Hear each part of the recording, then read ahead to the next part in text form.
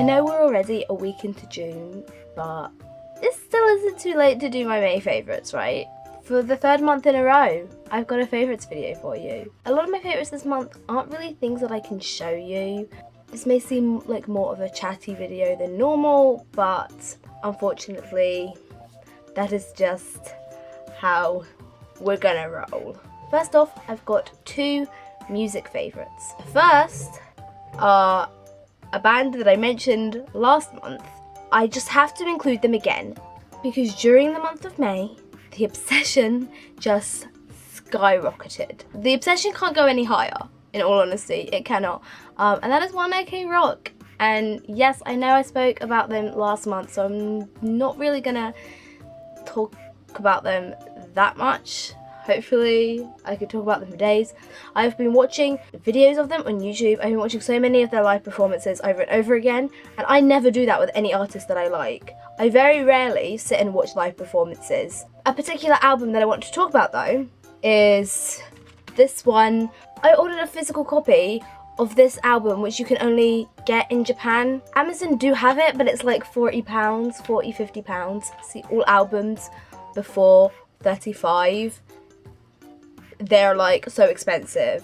But I found little hacks. If you want to buy one of their older albums, go onto Amazon. Underneath the main price, which is like £40 or £50, whatever, there will be another price, a little bit cheaper, and it will say new and used. And if you click on that, there'll be a list of a bunch of other sellers on Amazon that are selling the album, and they typically are a bit cheaper, even the ones that are new. I ordered this one brand new for about £20, so a lot cheaper than the £40, £50 that Amazon was directly selling it for. Jinsei kakete boku wa. I don't know if that's how you say it. I cannot speak Japanese, but this album has been on repeat for the whole month, and my favourite songs on this are Onion, Be the Light, Juvenile, and Deeper Deeper. Moving on from One OK Rock, I have discovered a new K-pop band that I like. I'm kind of getting a bit more into K-pop. I actually found myself last night listening to BTS. The only K-pop groups that I've ever really listened to in the past are girl groups, and every time I've tried to listen to male K-pop groups, I just haven't really been into it, but for some reason I'm now kind of into it, and I'm just like mesmerized by their dancing, and I'm like, this music is quite catchy actually. Like, I don't know, but anyway, they're not a favourite because I only just kind of started to listen to them, but a favourite, it's a girl group called Oh My Girl. And with K-pop, like, there's always kind of been the odd song from a lot of groups that I've really liked, and the only other girl group that I've liked pretty much most of their songs is Orange Caramel. But Oh My Girl, the majority of their songs are pretty damn good, and so I've kind of been like going between One OK Rock and Oh My Girl. Next, I want to talk about two TV shows. The first is a show that I was a little bit late to the game with, and is also one that I started watching at Christmas. So I had been watching it for a few months, and I don't think I've ever mentioned it in a favourites video because it wasn't until I finished the series that I realised just how much I actually loved it. And that is Gossip Girl. Started watching it at Christmas time, I believe, and only just finished it in May. There's 6 seasons, and since I am unable to binge watch anything, as I've said in the past, I can watch maybe 2 or 3 episodes of something at a push in a row, and then that's me done. Even if it ends at a cliffhanger, I physically do not have like the attention span to just sit and watch episode after episode after episode after episode after episode like my sister can and like many others can. I just can't. So that's why it took me a good few months to get through Gossip Girl. Yeah, as I said, while I was watching it, I liked it obviously, which is why I continued to watching it, and I enjoyed it, but I didn't see it as something that was like, oh my god, this is amazing, oh my god, I love this so much. Until I finished it. I finished it a few weeks ago now, and I still kind of feel empty. Like, it became part of my routine, it became part of my day-to-day life, watching, you know, 1 or 2 episodes a day of it, And because I was watching, you know, at least one episode every single day, it became quite a familiar program. Even though I was watching it for the very first time and didn't really know what was going to happen, it just became familiar. You know, I became familiar with the characters. I would always watch an episode when I was eating my lunch, or I would always watch an episode in the evening, you know, and it just became part of my day-to-day life. And now that it's not, I'm like, I miss it. And I just came to realise how much I really, really enjoyed it. No fictional couple has ever made me cry and has ever made me feel all these emotions like Blair and Chuck. But anyway, yeah, Gossip Girl. It has left like a gaping hole in my heart, which I tried to fill with this next program, although, to be honest, if I want to fill it, I should probably find a program that has like a lot of seasons and a lot of episodes, rather than a series that has 1 season and 13 episodes. That show was Riverdale, which I started watching after Gossip Girl. I have heard that some people aren't really a huge fan of it, but I really liked it. I loved it, actually.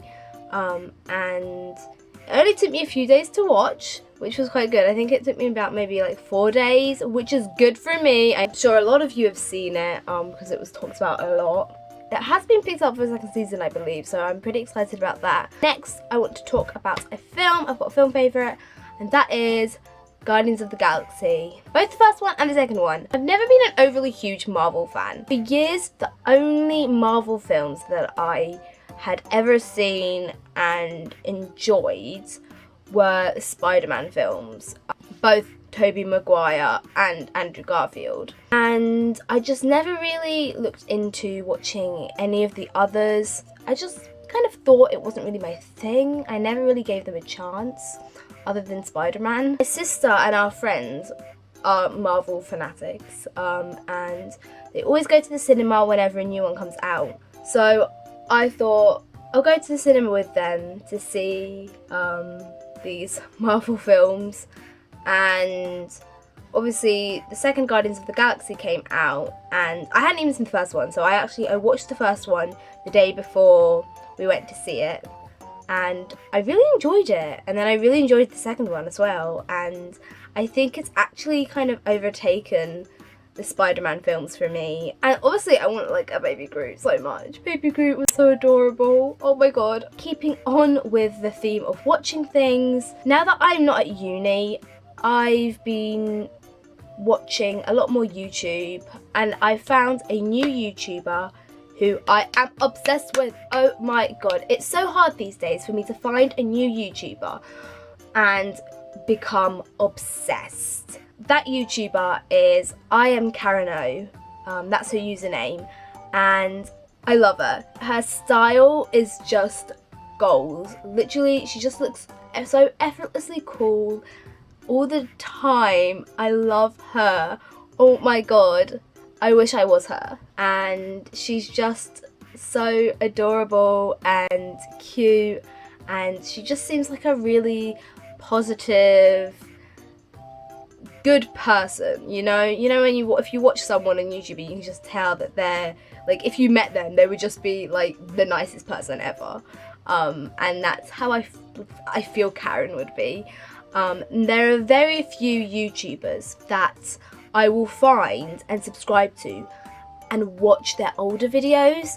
Like, usually, if I find a YouTuber, I'll watch a few of their most recent videos. That will determine whether I subscribe to them or not. And if I subscribe to them, I'll then just watch the videos that they upload. I won't really go back and watch any of their older videos unless one really, really captures my attention.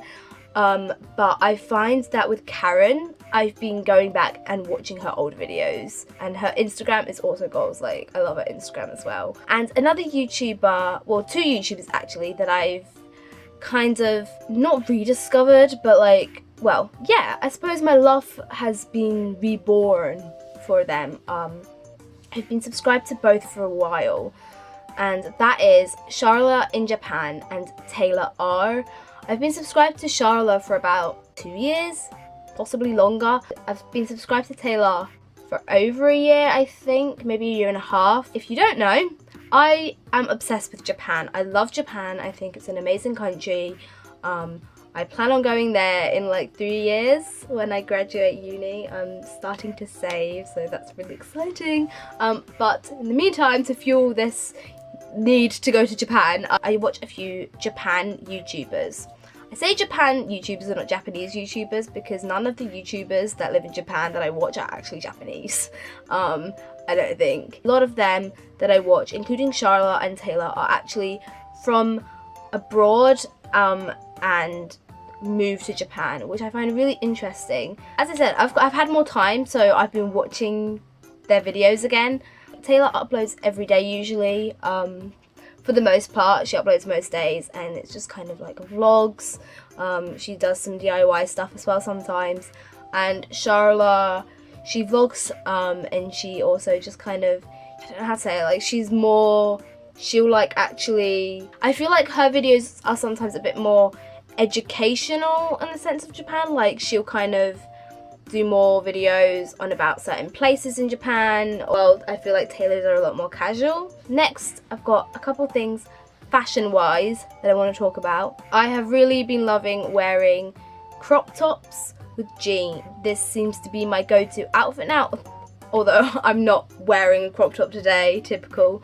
But I feel like that's literally what I'm gonna live in this summer. Not really short crop tops, like I'm not really comfortable wearing them, but kind of like baggy crop tops for the most part. I do have a few crop tops that are a bit like tighter. I just think they look so cool. And then another fashion favourite is a shop which I wish I did not like because it's so freaking expensive. I thought it was bad enough liking Topshop when I was obsessed with Topshop a few years ago.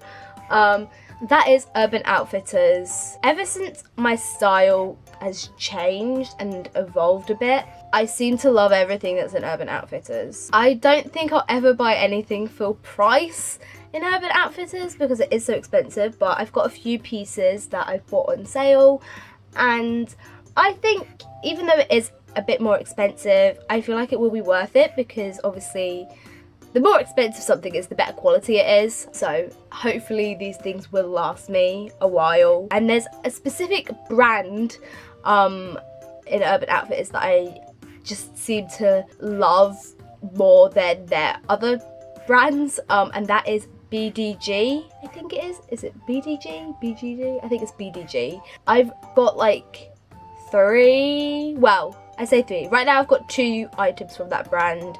A checkered shirt and a t-shirt that says Tokyo, represent my love for Japan.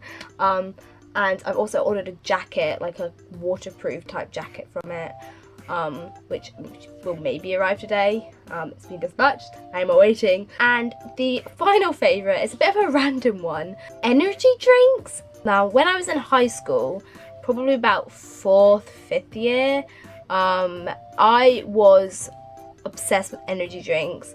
I feel like I didn't have a proper addiction to them, but I would have one like one a week. It would be like my Friday thing. For some reason, I found myself just like craving them recently, and now I'm just like hooked on them. I'm not addicted. I feel like I don't need one every single day, but the idea of having one every single day is great. Maybe I am addicted again. Oh shit. But yeah, I'm trying to stick to one a week. If that. That was everything that I've been loving during May. Will there be a June favourites? Who knows? Only time will tell. Feel free to let me know what you have been loving this month. Thank you for watching, and I'll see you next time. Goodbye. Farewell. Adios.